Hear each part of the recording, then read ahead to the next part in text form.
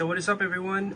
Finally I have a video here on how I installed my K6 onto a tripod.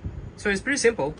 Every fluid head tripod comes with a base plate, and every base plate has this screw right here. So I'm gonna take this out. Now this is a 1/4 screw. Now the way I did it was that at the bottom of the K6, the chassis itself, I drilled a hole using this is a 5mm drill bit, right? So I drilled a hole through this one, and then I used a thread maker. So this is for a 1/4. You can get this on AliExpress or Amazon or wherever. It's handheld, so I got this. It comes with a whole set. And then so right after I drilled a hole, I just created a thread, and the thread fits a 1/4 for the tripod base plate. Sorry about that. Okay, here we go. I'm kind of using one hand to try and do this. So right, because I had this tripod lying around, and as far as a K6 go, it's my fluid head tripod is strong enough to handle the load of a K6. So as with most tripods, they always have a rating as to how heavy the load can be, right? And because this is not centered onto the on the car itself, it will not be balanced. But I wouldn't worry so much about that because the base plate itself is long. So I'm gonna show you in the next clip. I'm just gonna stitch that together and then show you how it's gonna be mounted onto the tripod head.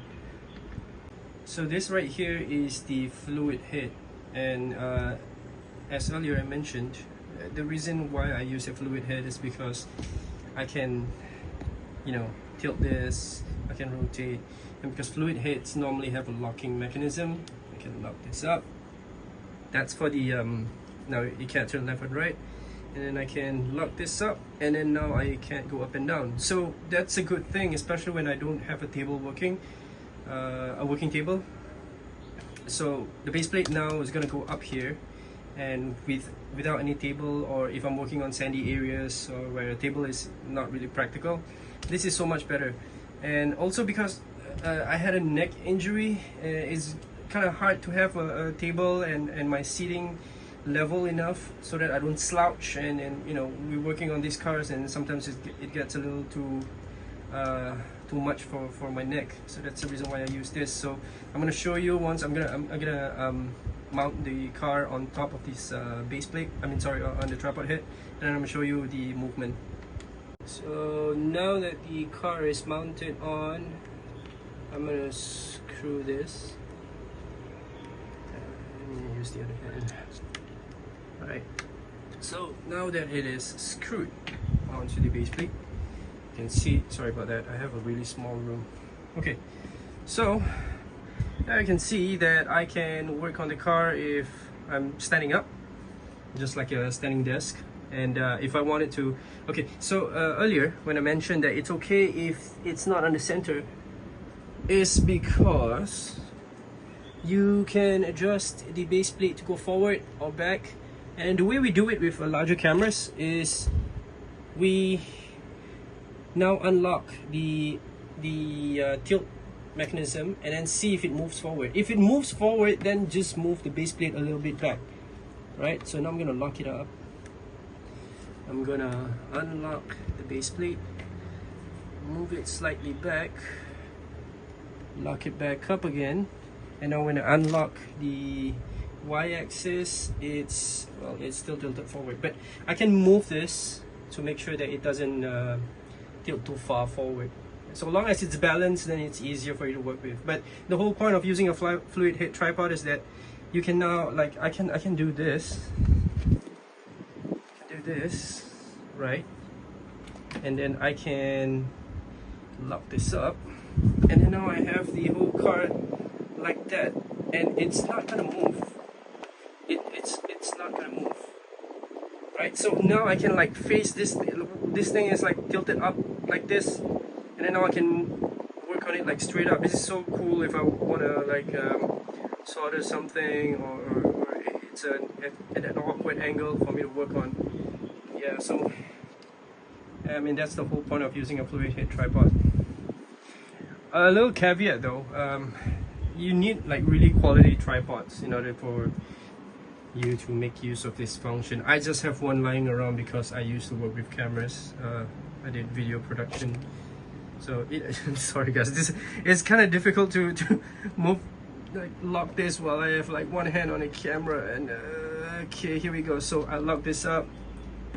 There we go. No, this thing doesn't move left and right, but if I lock it up right here, now I can move this left and right.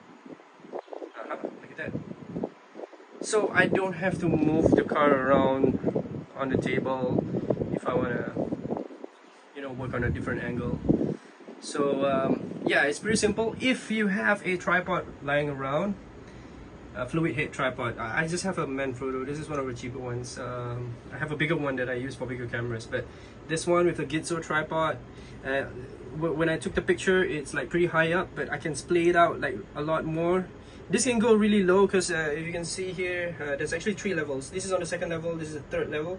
So I can go really right on the ground if I wanted to, and the load bearing of this carbon tripod is pretty good. It's pretty stable, and because I have a leveler here, it doesn't matter if I'm working on sand or uneven ground. If I wanted it to be level, just like any camera tripod, I can do that. Yeah, so pretty simple, right? So these are the few things that you need.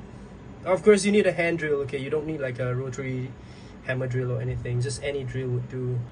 So my tripod has 3 stages, so I don't have to, I have a very small table, so this is really good if I wanted to not use the table. I just want to work on this, work on the car. Yeah, pretty easy peasy. Yeah, I can even turn it on and then just run the car on the tripod. I mean, it's strong enough to handle the weight.